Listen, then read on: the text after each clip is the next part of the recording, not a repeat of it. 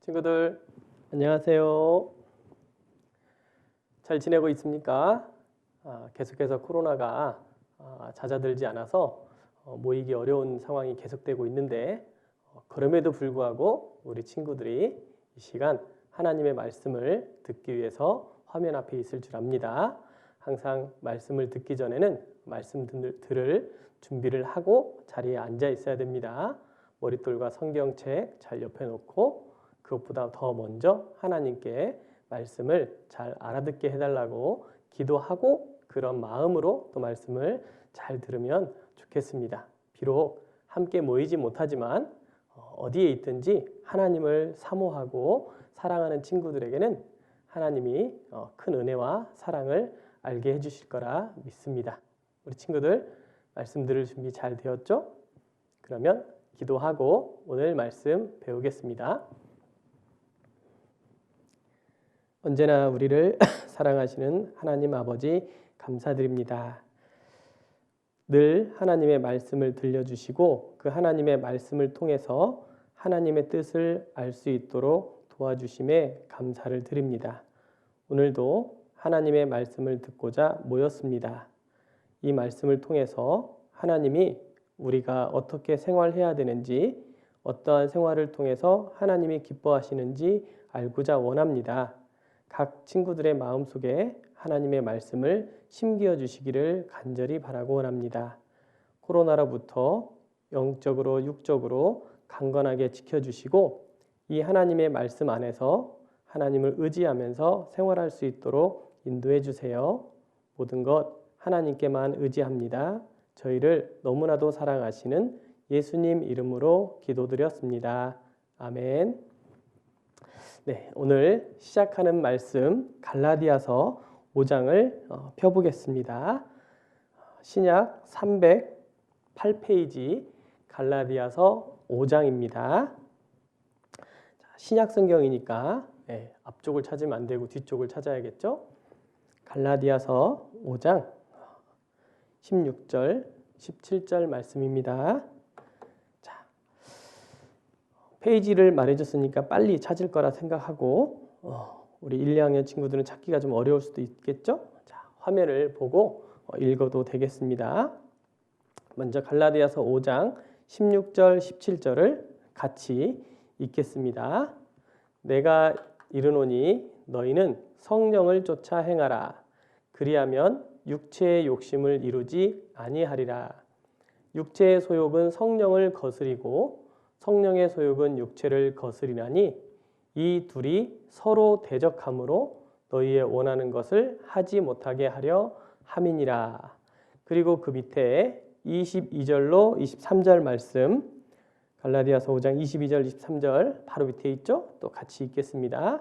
오직 성령의 열매는 사랑과 희락과 화평과 오래 참음과 자비와 양선과 충성과 온유와 절제니 이 같은 것을 금지할 법이 없느니라. 한 곳 더 읽겠습니다.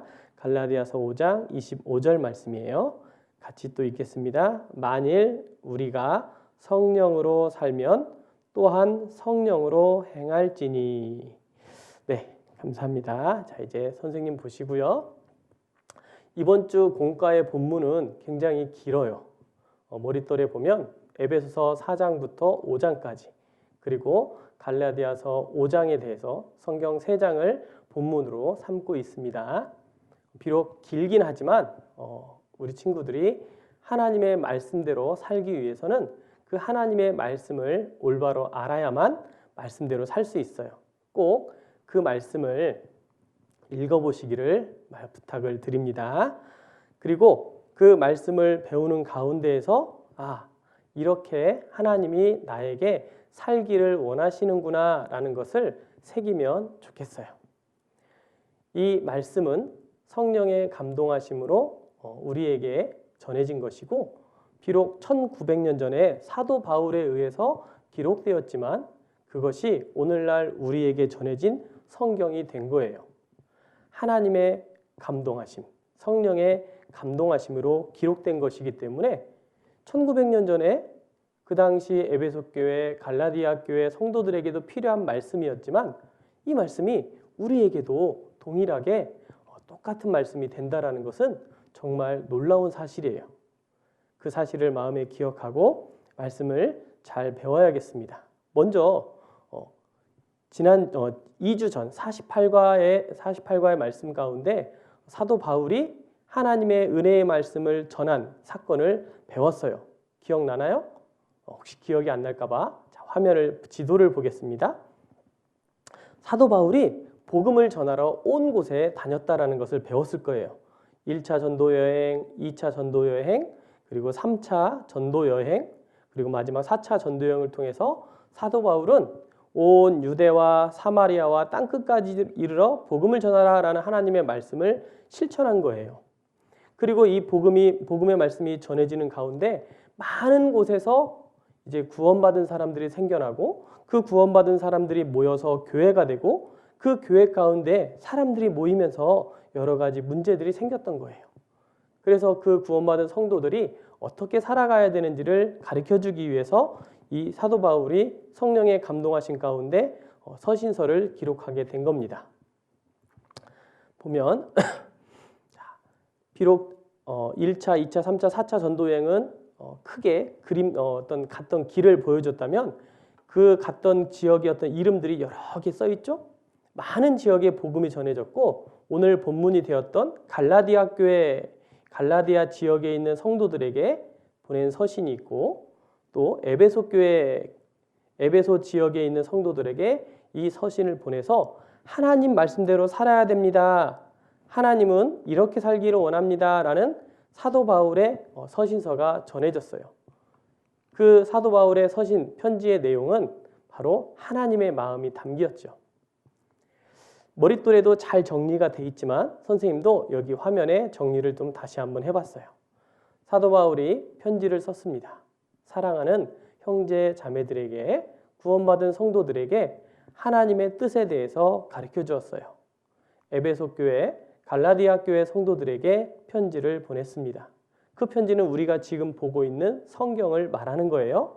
에베소 교회 성도들에게 보낸 편지는 에베소서 성경이 되었고 갈라디아 교회 성도들에게 보낸 편지는 갈라디아서가 된 겁니다.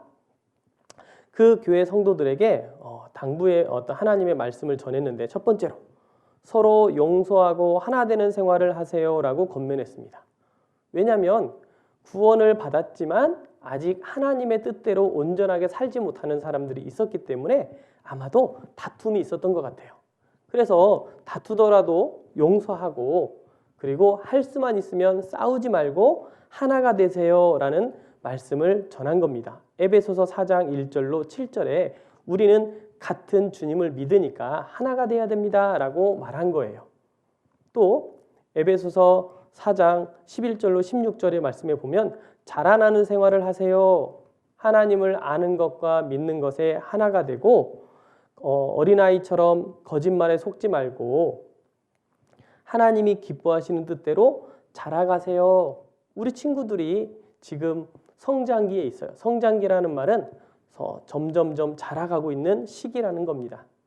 그 자라나는 것이 정상적일 때 부모님도 기뻐하는 거예요. 마찬가지로 하나님께서도 하나님의 말씀을 전해주고 그 말씀을 통해서 구원받은 사람들은 그 말씀 속에서 조금씩 성장하는 자라나는 생활을 하기를 원하신다라는 거예요. 우리 친구들도 교회를 나와서 말씀을 듣고 그 말씀 속에서 하나님의 뜻, 하나님을 섬기는 생활 속에서 자라나는 생활을 해야 된다라는 거예요. 그 자라나는 첫 번째는 구원을 받아야 되는 겁니다. 구원받지 않으면 안 되는 거예요. 그리고 그 구원받은 사람이 하나님을 기쁘시게 하는 생활을 해나가는 것이 바로 자라나는 생활입니다. 그 가운데 또 권면한 게 뭐냐면 거룩한 생활을 하세요라고 했어요. 거룩한 생활, 즉 더러운 생활이 아니라 깨끗한 생활. 우리 하나님은 깨끗하신 분이거든요. 그 하나님께서는 이스라엘 백성이 깨끗하게 살기를 원해서 내가 거룩하니 너희도 거룩할지어다 라고 하셨어요. 하나님 아버지께서 말씀하신 것을 이스라엘 백성도 그 하나님 말씀대로 살려고 순종했을 때는 거룩한 생활을 했답니다.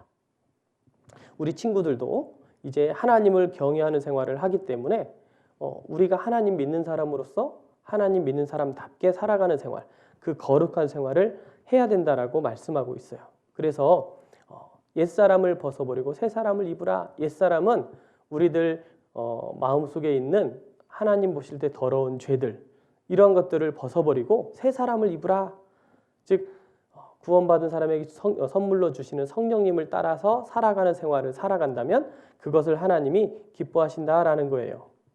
그리고 빛의 자녀로 빛의 열매를 맺으면서 살아가기를 원하신다라고 돼 있어요.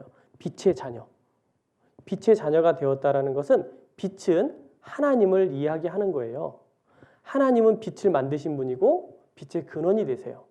그리고 하나님께서 우리에게 보내주신 예수님이 세상의 빛으로 오셨다라고 돼 있어요. 그래서 그 빛을 받은 사람들, 그 빛을 믿은 사람들은 마치 하나님은 해와 같다라고 말하는 거고 깜깜한 밤하늘에 밝은 어떤 빛이 되어주는 달이 있죠? 그 달의 모습이 바로 빛의 자녀다라는 거예요. 달 스스로 빛을 내는 게 아니라 태양으로부터 오는 빛을 받아서 달이 환하게 비춰주는 것처럼 하나님을 믿는 사람들, 하나님을 통해서 예수님을 통해서 구원받은 사람들이 그 예수님의 사랑을 깨달았기 때문에 그 예수님의 사랑을 세상에 전해주는 생활, 그것이 빛의 자녀의 생활이라는 거예요. 그래서 빛의 자녀는 의로움과 진실함과 모든 착함으로 살아야 된다라고 열매 맺는 생활을 하라고 이야기하고 있어요. 에베소서 5장에 기록되어 있죠. 또 갈라디아서 5장에는 성령의 열매를 맺으라라고 말씀하고 있어요. 오늘 공과의 제목이죠. 성령의 열매. 성령의 열매를 맺기를 바라시고 그 열매를 하나씩 하나씩 이뤄간다면 하나님이 그걸 기뻐하신다라는 거예요. 그래서 우리 친구들은 그 성령의 열매를 맺어야 돼요. 그 말씀대로 살아가면 아주 놀라운 기쁨이 있어요. 사도행전에도 그러한 말씀이 나오는데 잠깐 볼까요? 말씀대로 살아가면 사도행전 2장에는 저희가 사도의 가르침을 받아 서로 교제하며 떡을 떼며 기도하기를 전혀 힘쓰니라. 자, 가르침을 받았죠? 말씀을 배웠어요. 말씀 배운 대로 힘썼어요. 말씀 배운 대로 살아가려고 힘쓰니까 2장 47절에 하나님을 찬미하며 하나님을 높였죠. 그리고 또 온 백성에게 칭송을 받으니 하나님을 믿는 사람들이 하나님을 찬미하는 모습을 보고 안 믿는 사람들이 그 하나님 믿는 사람들을 칭찬했어요. 와, 하나님을 믿는다더니 저 사람들은 정말 하나님을 믿는구나. 그리고 거기서 끝난 게 아니라 그 하나님을 기쁘게 하는 생활을 하니까 주께서 구원받는 사람을 날마다 더하게 하시니라. 구원받는 사람을 날마다 더하게 한 거예요. 즉 하나님의 사랑을 아는 사람들은 그 하나님 사랑 안에서 생활을 하게 되고 그 모습을 보고 안 믿는 사람들이 오, 하나님 믿으면 저렇게 되는구나 라고 알게 되면 나도 저 사람처럼 믿고 싶다 라고 생각하게 되는 거예요. 그리고 실제로 전도가 되게 되어 있는 거예요.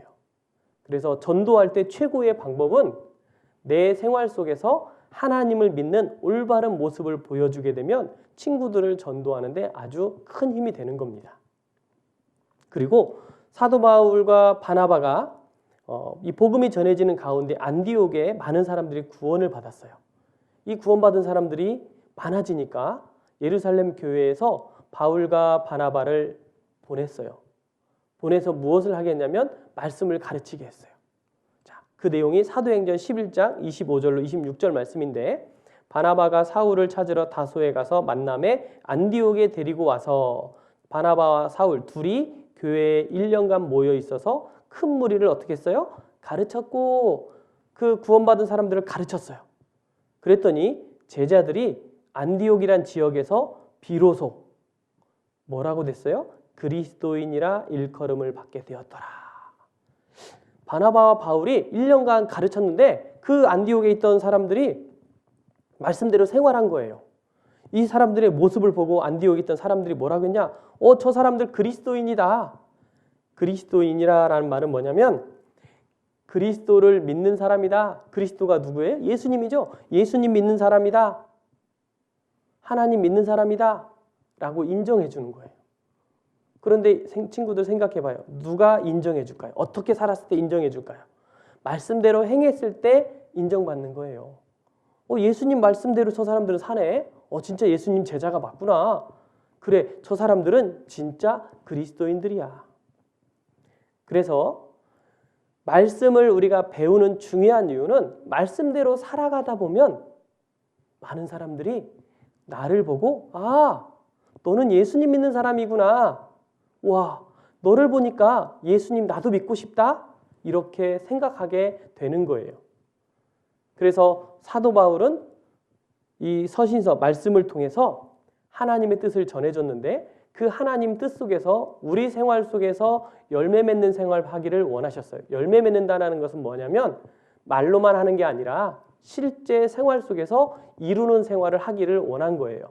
우리가 금방 읽었던 사도행전 2장과 11장에 있던 말씀처럼 말씀대로 가르침받고 가르침받은 대로 생활하면 전도도 되고 다른 사람들한테 너 그리스도인이구나. 나도 그리스도인이 되고 싶어. 어떻게 해야 될까? 알고 싶어 하는 거예요. 베드로 성경에 보면 너희에게 소망에 관한 이유를 묻는 자들에게 대답할 것을 예비하라라고 했어요. 그런데 그 소망을 가진 사람들은 정말 소망 가운데 예수님을 다시 만날 그 시간을 기대하면서 예수님이 기뻐하시는 생활을 하게 되거든요. 자, 사도 바울이 에베소 교회 에베소 성경 5장에 이렇게 또 말씀하셨습니다. 어떻게 생활하라고 했냐? 화면에 보면 선생님이 읽을게요. 너희가 전에는 어둠이더니 이제는 주 안에서 빛이라. 빛의 자녀들처럼 행하라. 빛의 열매는 모든 착함과 의로움과 진실함에 있느니라. 너희가 전에는 어둠이더니 이 어둠 무엇을 말할까요? 죄를 말하는 거예요. 죄 가운데 있으면 어두운 거예요. 잠깐 볼까요? 보세요.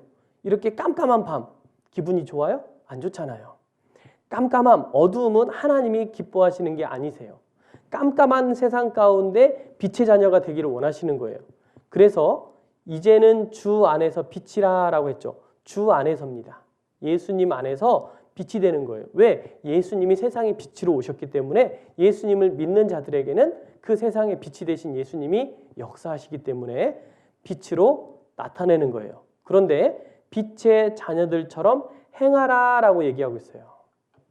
빛의 자녀가 세상의 빛 대신 예수님을 내가 마음에 믿었는데 예수님이 내 죄를 다 용서하고 천국 갈 수 있게 해주셨는데 마음으로만 믿고 입으로 말하지 않고 행동하지 않으면 그것은 알 수가 없는 거예요. 그래서 빛의 열매를 맺으라고 했어요. 빛의 열매가 뭐냐? 모든 착함과 의로움과 진실함에 있느니라. 내가 생활하는 가운데 빛의 자녀로서 빛의 열매, 모든 착함, 모든 일에 착한 일을 해야 되는 거예요. 나쁜 일 하면서 내가 예수님 믿는 사람이에요 말할 수 있을까요? 말할 수 없겠죠? 그렇기 때문에 모든 착함이 있어야 돼요. 말과 행동에서 착한 행동을 하는 거예요. 요셉은 그 보디발의 아내가 유혹했을 때 하나님이 나와 함께 하시고 나를 지켜보는데 내가 어찌 하나님께 득죄하리이까? 하나님 앞에서 죄짓기 싫습니다. 그때 요셉하고 보디발의 아내 두 사람밖에 없었잖아요. 그 집안에 아무도 없었어요. 보는 사람 없었어요. 그런데 요셉은 하나님이 보고 있다는 걸 알고 있었기 때문에 그 상황 속에서도 빛의 자녀로서 하나님 믿는 사람으로서 착한 행동을 한 거예요. 하나님 보고 계셔요. 저 하나님 보는데 죄짓기 싫어요. 이 얘기한 거예요. 마찬가지로 빛의 열매는 모든 착함과 의로움과 의롭다라는 것은 하나님이 의로우신 분이에요. 죄 없는 분이세요. 그런데 예수님 통해서 우리 죄를 깨끗하게 해주셨어요. 그렇기 때문에 우리도 여전히 깨끗하게 살아가야 되는 거예요. 그리고 진실함에 있느니라. 진실한 생활, 진실한 행동, 진실한 마음으로 살아가야 되는 거예요. 거짓된 마음, 거짓된 행동으로 살아가면 빛의 자녀를 할 수 없는 거예요. 내 생활 속에서 그 빛의 열매를 맺어야 되는데 왜 빛의 자녀들처럼 행해야 될까요? 그것은 이와 같아요. 자, 깜깜한 길. 빛이 없으니까 너무 깜깜해요. 어두워요. 이 세상이 마치 이렇게 깜깜한 세상과 같은데 우리가 하나님께 받은 빛, 예수님께로 받은 그 사랑, 빛을 세상에서 올바로 행동하고 살아가면 세상이 이렇게 변하는 거예요. 아주 밝은 길이 되는 거예요. 정말 신기한 건요. 친구들 이 깜깜한 데서는요. 이 밝은 빛이 잘 보이게 돼 있어요. 이 밝은 빛에서 밖에 어두움은 잘 안 보이거든요. 빛의 자녀들은 빛 안에 있어야 되는 거예요. 그래서 교회 안에 있어야 되고 빛 가운데, 말씀 가운데 있어야 되는 거예요. 주의 말씀은 내 발의 등이요라고 했거든요. 말씀이 내 생활 가운데, 빛 가운데 사는 생활에 큰 힘이 되는 거예요.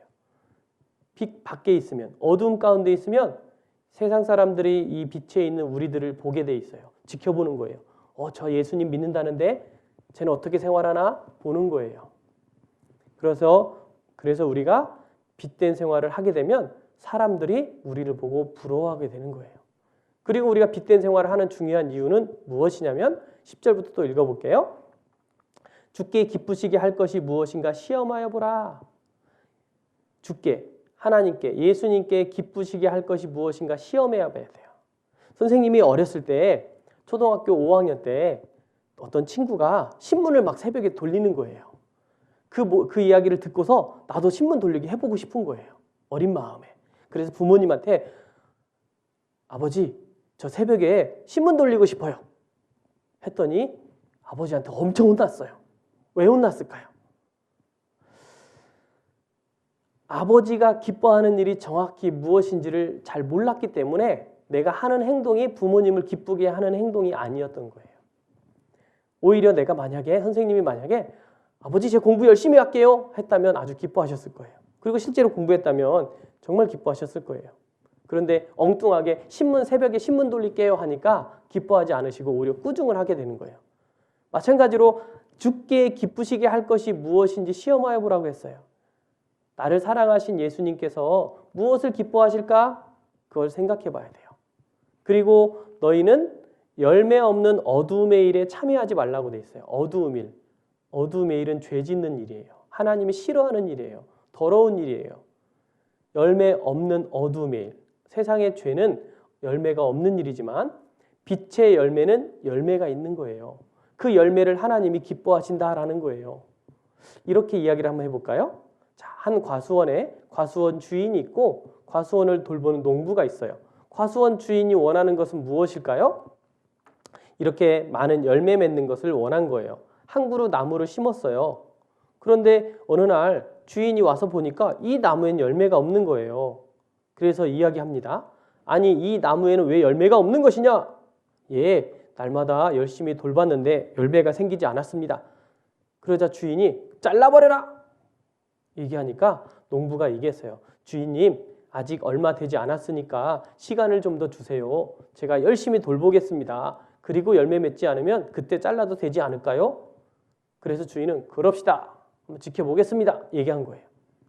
그래서 이 농부는 열심히 정성을 다해서 열매를 맺을 수 있도록 필요한 물도 주고 잔가지도 잘라주고 필요한 영양분도 주고 1년 동안 열심히 돌봤어요. 1년이 지나고서 주인이 찾아왔어요. 열매가 맺지 않았어요. 이런 못된 나무가 있나? 당장 이 나무를 잘라버려라! 얘기한 거예요. 그래서 농부가 다시 얘기하는 거예요. 아직 열매를 맺지 못했는데 한 번 더 기회를 주세요, 주인님. 혹시 열매를 맺지 모르잖아요. 한 번만 더 기회를 주세요. 그럽시다 했는데 2년이 되고 3년이 돼도 여전히 열매를 맺지 못한 거였어요. 주인은 열매 맺기를 원하는데 이 나무는 열매 맺지 않은 거예요. 심지어 1년, 2년, 3년이 지나도 열매 맺지 않았어요. 이것은 주인이 볼 때 아주 원하지 않는 거예요. 그렇기 때문에 결국 주인의 말대로 잘라버리는 거예요. 열심히 돌봤던 농부는 눈물을 흘리면서 자르게 되는 겁니다. 우리 친구들의 생활 속에서 열매 맺고 있나요? 우리는 성령의 열매를 맺어야 됩니다. 그래서 갈라디아서 5장에는 성령의 열매 9가지가 기록되어 있어요. 사랑과 희락과 화평과 오래 참음과 자비와 양성과 충성과 온유와 절제니 이 같은 것을 금지할 법이 없느니라. 이 9가지 열매, 성령의 열매를 맺으려고 하면 금지할 법이 없는 거예요. 그럼 이 성령의 열매는 어떻게 맺을 수 있을까? 25절에 힌트가 있어요. 같이 읽어볼까요? 만일 우리가 성령으로 살면 또한 성령으로 행할지니. 이게 무슨 말이냐면 성령의 열매를 맺으려면 성령으로 살면 된다라는 거예요. 성령으로 행하면 된다라는 거예요. 성령으로 살려면 성령으로 행하라. 그런데 여기서 좀 어려운 말이 나왔어요. 성령이 무엇일까? 이 성령은 예수님께서 십자가에 죽으시고 부활하셔서 하늘로 올라가실 때 또 제자들에게 하시는 말씀 가운데서 이렇게 약속하셨어요. 진리의 성령이 오시면 그가 너희를 모든 진리 가운데로 인도하시리라. 아, 성령님이 올 거다. 예수님이 하늘에 올라가실 때 성령을 보내주시겠다라고 말씀하셨고, 제자들을 말씀으로 가르치실 때도 성령을 보내줄 거다. 보혜사 성령을 보내줄 거다. 말씀하셨는데 그 성령이 오시면 너희를 진리 가운데로 인도하신다라고 약속하셨어요. 그리고 요한일서 5장 7절에는 증거하는 이는 성령이시니 성령은 진리니라. 아, 성령이 오시면 모든 진리 가운데 인도한다고 했는데 그 성령은 진리구나. 그리고 에베소서 1장 13절에는 그 안에서 너희도 진리의 말씀. 성령은 진리인데 진리의 말씀. 성령님, 진리, 말씀이 연결이 되죠? 자, 곧 너희의 구원의 복음을 듣고, 복음은 말씀이잖아요. 복음의 말씀을 듣고 또한 그 안에서 믿어 약속의 성령으로 인치심을 받았으니. 아, 구원받은 사람, 구원의 말씀을 듣고 믿는 사람은 약속하신 성령을 도장 찍어준다. 구원 성령을 받게 된다라는 거예요. 예수 그리스도의 이름으로 세례를 받고 죄사함을 얻으라. 그리하면 성령을 선물로 받으리니 약속하셨거든요. 이 성령이라는 분을 선물로 주신다라고 돼 있어요. 구원받은 사람에게. 이 성령님은 어떻게 설명을 해줄까 고민하다가 이렇게 간단하게 설명을 한번 해보겠습니다. 자, 여기 사진이 나왔어요. 누굴까요? 예, 접니다. 제 이름을 모르죠? 제 이름은 김영석이라고 합니다. 그런데 저는 교회에 있을 때 저를 아는 분들이 전도사님이라고 불러줘요. 그리고 선생님이 집에 가면 선생님의 아들과 딸이 저를 보고 뭐라고 할까요? 아버지라고 얘기해요. 그리고 은행이라든가 밖에 병원에 갔을 때 저를 불러줘요. 뭐라고 불러요? 김영석님 어디 계세요? 불러요. 사람은 한 사람인데 전도사님이라고 부르기도 하고 아버지라고도 부르기도 하고 김영석님이라고도 불러요. 그런데 놀라운 것은 전도사, 아버지, 김영석 이것은 다 한 사람이에요. 한 사람인데 위치에 따라서 다른 이름이 있는 것처럼 하나님의 이름이 삼위일체 하나님이다라는 좀 어려운 말이 있어요. 하나님이 세 가지 위치인데 그 하나이신 분이다라고 얘기하는데 하나님, 성부, 이 세상을 만드시고 다스리시고 지키시는 하나님, 아버지 하나님이다라고 말하고요. 이 아버지 하나님께서 원하시는 천국에 많은 사람 오기를 바라셔서 친히 사람의 몸을 입고 이 땅에 오신 분이 예수님, 성자 예수님. 그래서 예수님은 십자가에 죽어서 많은 사람 죄를 용서한 일을 하시고 하늘로 가셨어요. 그런데 임마누엘 하나님이 우리와 함께 하신다라는 말씀을 지키시기 위해서 하나님께서도 약속하셨고 예수님도 약속하셨어요. 무엇을 보내주신다고 했냐면 성령님을 보내주시겠다. 그래서 하나님을 믿는 사람들은 성령님이 있다라는 걸 마음에 믿는 거예요. 그리고 예수님이 십자가에서 하신 일, 내 죄를 다 용서하신 일을 믿는 사람에게는 그 마음속에 성령님이 함께 하시고 계신답니다. 성령님이 함께 하시기 때문에 예수님께서는 그 성령님이 함께하는 사람들이 많은 열매 맺기를 원하시는 거예요. 그 열매가 바로 성령의 9가지 열매예요. 선생님이 이걸 외울 때 이렇게 왔어요. 사희와 오자양 충원절. 무슨 말이지? 사랑과 희락과 화평. 앞글자를 땄어요. 오자양, 오래 참음과 자비와 양성. 충원절, 충성과 온유와 절제. 이 9가지 열매를 맺기를 바라시는데 한 가지 한 가지를 조금 자세히 살펴보겠습니다. 우리 친구들이 이 성령의 9가지 열매를 맺는 생활을 한다면 하나님이 기뻐하시거든요. 고넬료는 하나님을 경외했죠? 그래서 많은 사람들에게 자비를 베풀었어요. 구제도 했어요. 하나님을 올바로 섬겼어요. 그래서 결국 그에게 하나님의 은혜의 복음이 갔고 그도 성령을 받았거든요. 그래서 앞으로 그러면 그 이후에 성령 받은 이후에는 여전히 그렇게 살았을까요? 엉망진창으로 살았을까요? 여전히 하나님을 경외하게 살았을 거예요. 성령님이 오면 더 힘이 나서 더 성령의 뜻대로 살 수 있게 되거든요. 그래서 우리 초등부 친구들도 아직 구원받지 못한 친구는 꼭 구원을 받아야 돼요. 그리고 구원받은 친구들은 마음에 성령님이 함께한다는 사실을 믿고 그 성령의 열매를 맺도록 해야 되고, 비록 아직 구원을 받지 못했을지라도 우리는 하나님을 경외하기 때문에 하나님을 경외하는 생활 속에서 성령의 열매를 맺도록 해야 되는 거예요. 그 성령의 열매 9가지. 첫 번째는 사랑입니다. 사랑, 러브, 알죠? 사랑. 이 사랑의 시작. 첫 번째는 하나님은 사랑이시니라. 하나님을 사랑하는 게 맨 먼저가 돼야 돼요. 하나님을 사랑하는 그 마음으로 친구도 사랑하고 부모님도 사랑하고 다른 사람에게 사랑하는 마음을 베풀어야 되는, 그게 바로 사랑의 열매예요. 여기 조그만 글씨로 뭐라고 돼 있어요?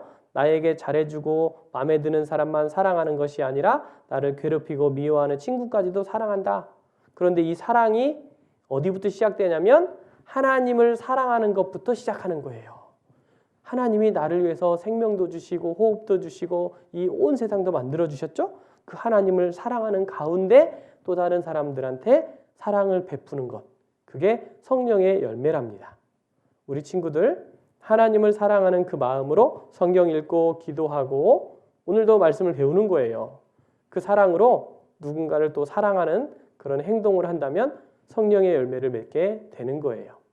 두 번째 열매는 뭘까요? 희락입니다. 희락. 기쁠 희, 즐거울 락이라는 한자 글자인데 희락, 영어로 joy, 즐겁다, 기쁘다 라는 뜻이에요. 이 성령의 열매 두 번째 희락은 하나님이 주신 기쁨이 있다라는 거예요. 데살로니가전서 5장 16절에는 항상 기뻐하라 라고 말씀하셨거든요. 기뻐하는 거예요.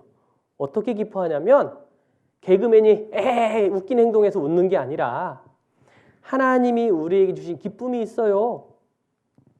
봄, 여름, 가을, 겨울, 철마다 하나님의 능력을 알 수 있도록 많은 자연 만물을 주셔서 그 기쁨을 알게 돼요. 꽃을 보면 기분이 좋아요. 하늘을 보아도 기분이 좋을 때가 있어요. 하나님이 주신 기쁨을 먼저 알아야 돼요. 그 기쁨 안에서 우리 친구들이 어떠한 어려운 일, 요즘같이 이렇게 코로나 때문에 밖에 나가지도 못하고 조금 답답할 때 있어요. 학교도 갔다가 안 갔다가 불편하기도 해요. 마스크를 꼭 써야 된다? 너무 힘들어요. 그런데 그 가운데에서도 여전히 지켜주시는 하나님이 있다라는 걸 생각하고 기뻐하는 생활을 하는 거예요. 하나님이 나를 지켜주고 있다? 정말 기쁜 일이에요. 얼마나 기쁜 일일까요? 우리 친구들은 매일매일 기뻐하면 좋겠어요. 기뻐할 수 있는 것 중에 하나가 뭐냐면 감사하는 거예요. 우리 친구들은 감사할 게 아주 많을 거예요. 한번 생각해 봐요. 하루에 한 가지씩이라도 하나님께 감사할 게 무엇인지 찾아보고 적어보는 것, 그런 일을 한다면 매일매일 희락, 기쁨의 열매를 맺을 수 있을 거예요. 오늘 감사의 열매를 하나 맺어보면 좋을까요? 어떻게 맺어볼까요? 꼭 적어보세요. 세 번째, 화평. 화평의 반대말은 다툼, 미움, 싸움 이런 거라고 말할 수 있겠어요. 그러면 다른 사람과 화목하게 사이좋게 지내는 거예요. 화평에 비슷한 말이 화목이라는 말이에요. 집안이 화목, 화평해야 된다. 집안이 매일 싸운다, 전쟁터다. 그러면 안 되겠죠? 화목하고 화평해야 돼요. 다른 사람과 사이좋게 지내는 거예요. 원수를 미워하는 것은 화평이 아니죠. 그래서 우리는 하나님 말씀 안에서 모든 사람으로 더불어 화평하라, 화목하라 라고 말씀하셨어요. 할 수만 있으면 다른 사람하고 원수가 되면 안 돼요. 원수가 언제 될까요? 미워하거나 싸우면 원수가 되잖아요. 그러면 그 사람이 원수가 되면 복음을 전할 수 없어요. 말씀을 전할 수 없어요. 우리는 할 수만 있으면 모든 사람하고 더불어 화평해야 돼요. 혹시 동생이 짜증나게 해요? 언니 오빠가 나를 귀찮게 해요? 한 번만 더 참아봐요. 한 번씩만 참아봐요. 그것도 화평케 하는 성령의 열매 중에 하나예요. 그래서 우리 친구들은 하나님께서 나에게 주신 화평, 그 화평은 뭐냐면 예수님이 십자가에 죽으셔서 내 죄를 다 용서해서 천국 갈 수 있게 해놓으셨다는 사실. 그 예수님이 나를 천국에 갈 수 있게 해놓으셨기 때문에 내 마음은 넓어질 수 있는 거예요. 나는 천국 갈 수 있으니까. 그 마음으로 세상 사람들과 친구들과 부모님과 화평하게 지낼 수 있는 우리 친구들이 되면 좋겠어요. 화평의 열매를 맺어야 됩니다. 네 번째로 오래 참음. 오래 참음이 뭘까요? 인내, 어려운 말로 인내, 참는 것, 견디는 것을 말하는 거예요. 그런데 그 반대는 견디지 못하는 거예요. 막 급하게 막 말을 내고 급하게 화를 내는 거. 그건 오래 참음이 아니거든요. 그래서 우리 친구들을 때때로는 막 참기 힘들 때 있죠. 특히 밖에 나가 막 놀고 싶은데 나가면 안 돼, 나가면 위험해. 그런 말 자꾸 듣다 보니까 답답하잖아요. 참지 못하잖아요.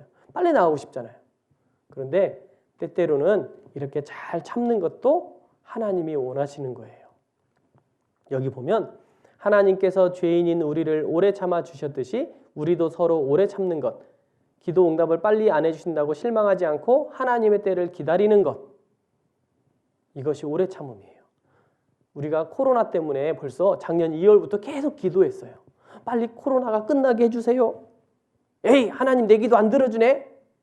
이렇게 불평하면 안 돼요. 왜냐하면 하나님의 큰 계획 안에서 지금 세상이 흘러가는 거예요.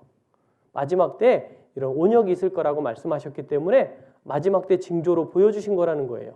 그러면 우리는 그것을 보고 그 안에서 지혜롭게 생활을 하는 게 맞는 것이지 그것 때문에 불평하고 불만하고 왜 내 기도 안 들어주세요?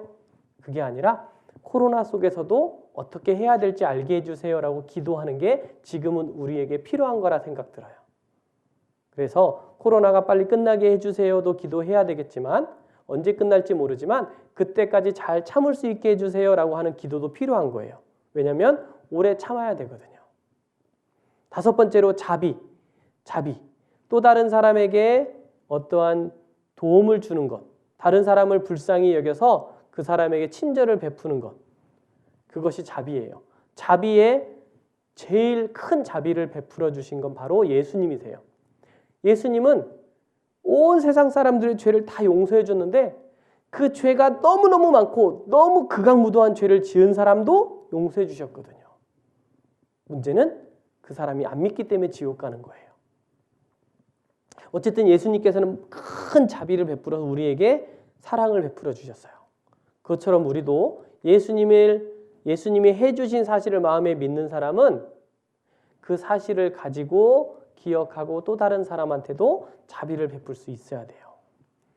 보면 남을 크게 사랑하고 가엾게 여기는 마음. 예수님이 소경 바디메오에게 자비를 베풀어서 눈을 띄워준 것처럼 남을 깊이 사랑하고 가엾이 여김 또는 그렇게 여겨서 베푸는 혜택, 이것이 자비라고 돼 있어요. 다른 사람한테 자비를 베풀 수 있는 친구들이 돼야 돼요. 작년에 우리 교회에서 그런 일이 있었어요. 코로나가 우리나라만 생긴 게 아니라 해외, 필리핀, 멕시코, 전 세계적으로 많은 곳에 이 코로나가 생겼는데 이 하나님의 말씀을 전하러 선교사로 나가신 분들이 많이 계세요. 그곳에 말씀을 전하러 가셨는데 코로나 때문에 전하지 못하는 너무 어려움이 생긴 거예요.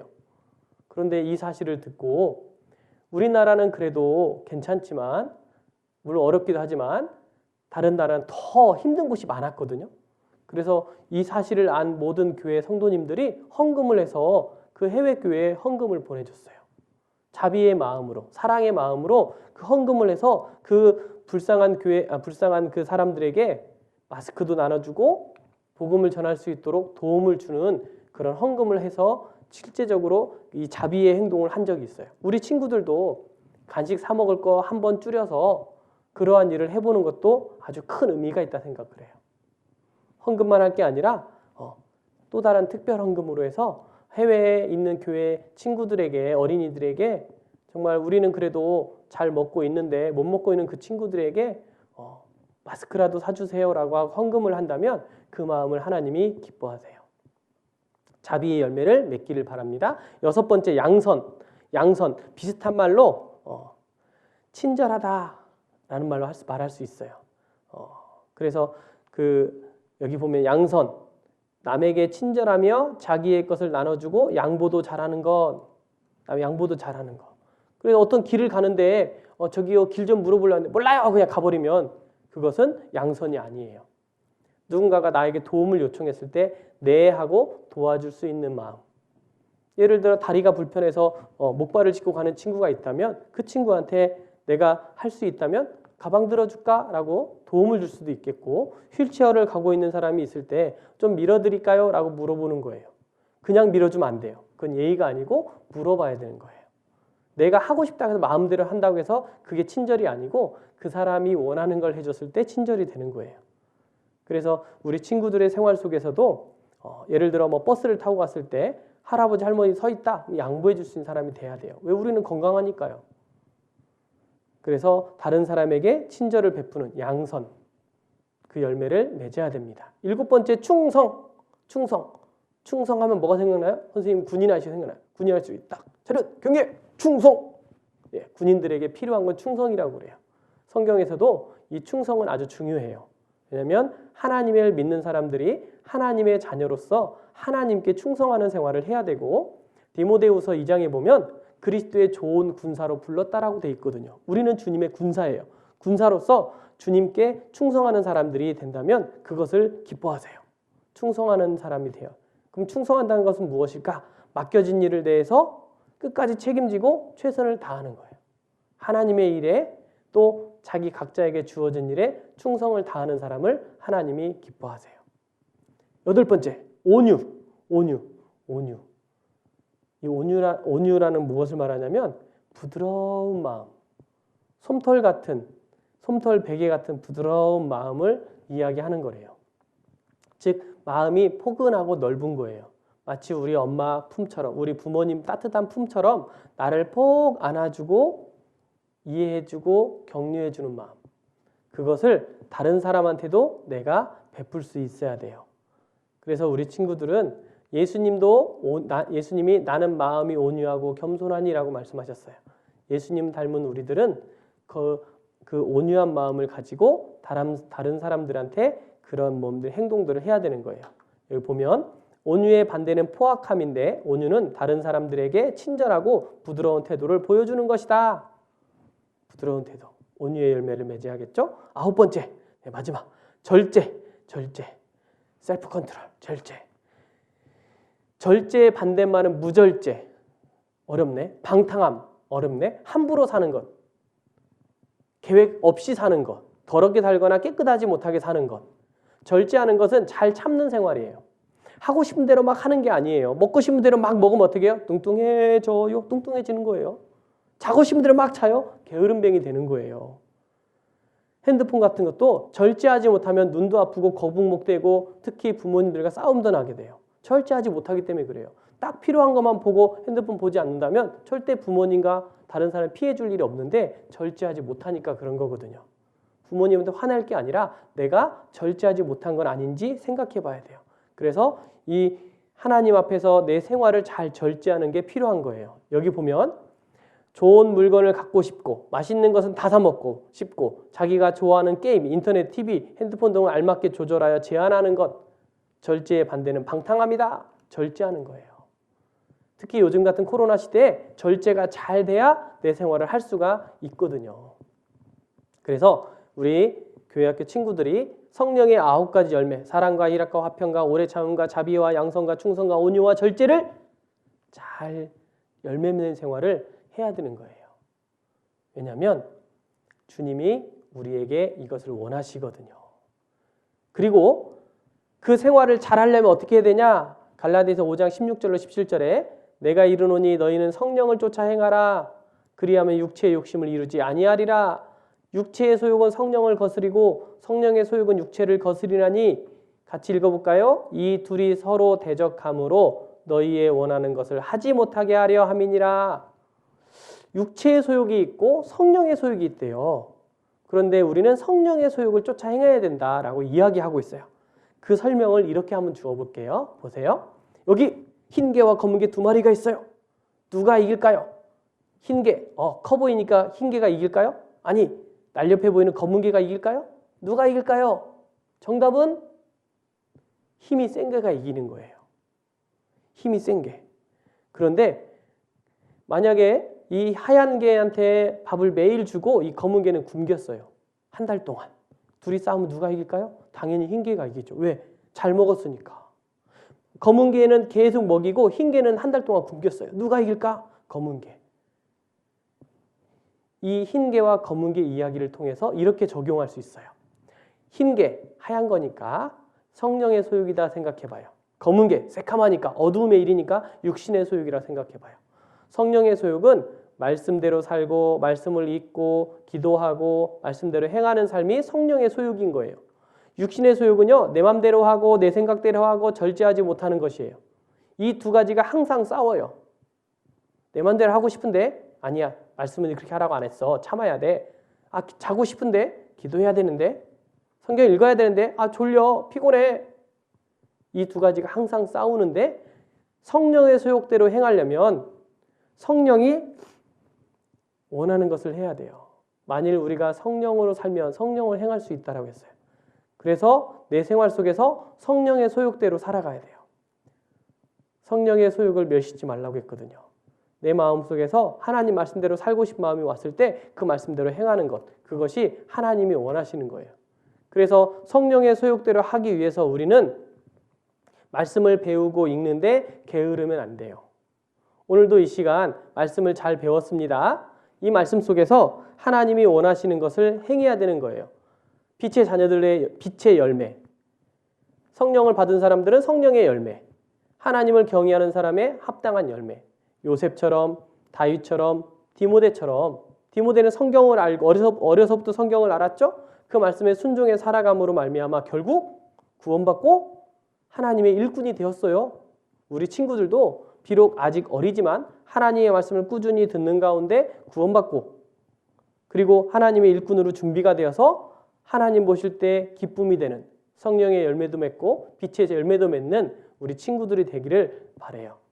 말씀을 잘 배우는 이유는 말씀대로 살기 위함이니까 우리 친구들이 오늘 배운 성령의 9가지 열매 잘 기억하고 표를 만들어서 몇 개 내가 오늘 열매를 맺었나 항상 체크하며 산다면 하나님이 기뻐하시는 하나님께 많은 상급받는 친구들이 될 거라 믿습니다.